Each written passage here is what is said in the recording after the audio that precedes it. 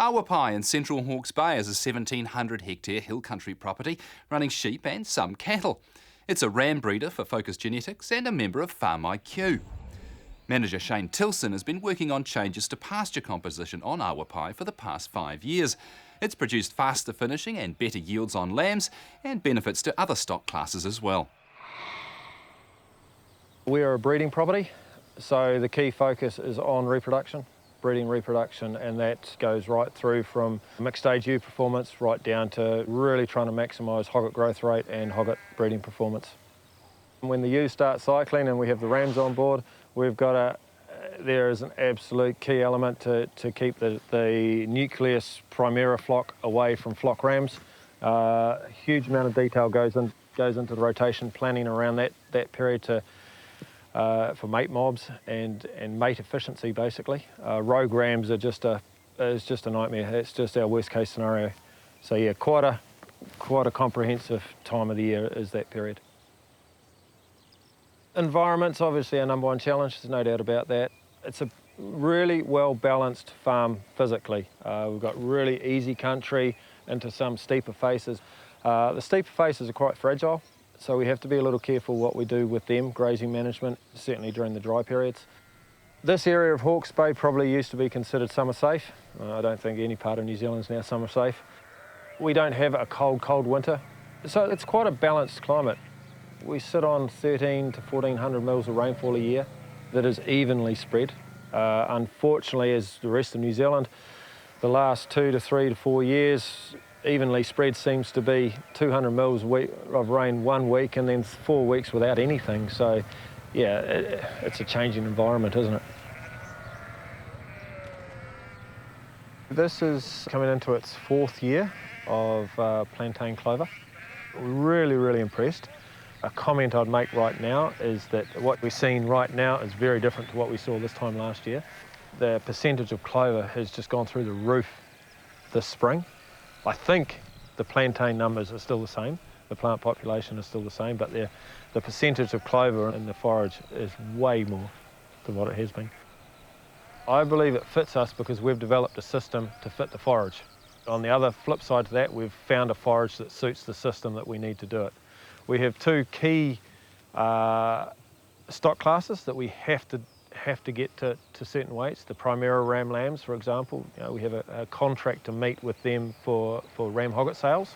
So we have to have a guaranteed summer, high protein, high live weight gain forage available for those guys from weaning through to sale in March. And then the second one is our commercial ewe lamb production. There's been a huge amount of experimentation go on here. We've had the plantain moth. We had the moth last year. Interestingly enough, they didn't do a lot of damage. We had it growing very, very strongly at that time, and I felt that it was outgrowing the moth, essentially. We then got a thunderstorm and the moths disappeared. We're lucky we haven't got root weevil, clover flea. There's a bit of that damage floating around. Nutrients, we feed this stuff. This is a massive area of production for us. It's giving us huge results, therefore we've made a real commitment to really, really feed it, and Mark from Balance is right on board with us with that. We've used foliar applications of nitrogen and sulphur, foliar applications of calcium. This spring, Mark did some nitrogen testing for us because we just felt with the amount of clover in here now, there was a change going on, so we just didn't want to go keep firing in on it for no apparent reason. We're focusing on now is persistency of this forage, and we see grass as our biggest enemy in here. So yeah, the ryegrass is this stuff's biggest enemy. Ryegrass, brown top, all our other native grasses. If we can keep them out of this sward, then there's no reason this stuff can't just keep going. Today's the Primera nucleus flock weaning day. It's a bit different to our normal weaning. Normal weaning of the commercial flock for us is as many lambs off mum onto the truck as possible. We had a unit load of them go out first thing. It's a pretty simple operation, really. It's all based around the EID recording that we're running on the farm. So today it's a simple draft off mum and get a weaning weight. And at the same time, the information that was collected at docking time on sex is coming up on the screen. And it's our opportunity to check that we have actually got that sex right. The Primera is a composite terminal. It goes back to the Risington breed line. The Focus Genetics people are using the SIL index to basically find animals from other studs in New Zealand or from within our own system, or even looking at overseas as to what we can bring in to maximise growth opportunities in these lambs. The last 3 years, everything onto plantain has had an EID ear tag in it, whether it's a bull calf, or a Primera ram lamb, or even our own ewe hoggets. They've all had an EID. So we're collecting total information, weights on, weights off, out of the plantain system.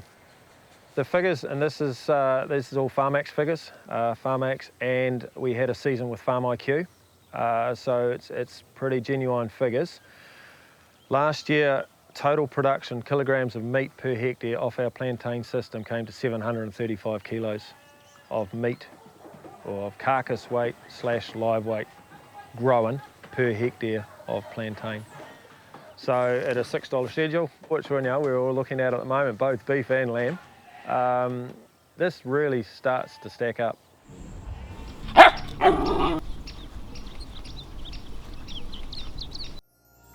This program was made with funding from New Zealand On Air.